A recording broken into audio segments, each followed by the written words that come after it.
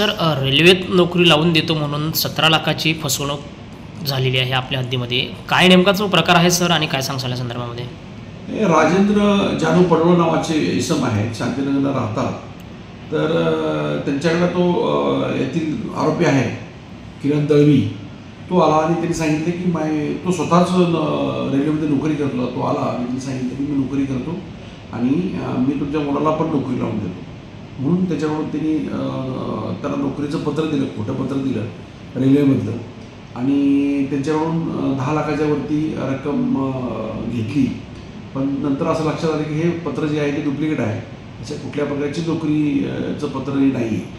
तसेच आणखी काही 1-2 लोकांकडून तर पैसे घेतलेले आहेत. त्याप्रमाणे आपण त्या आरोपीविरुद्ध गुन्हा दाखल केलेला आहे किरण दळवीच्या विरोधात आणि त्याचा शोध सुरू आहे आणि त्याचा पुढील तपास करत आहोत.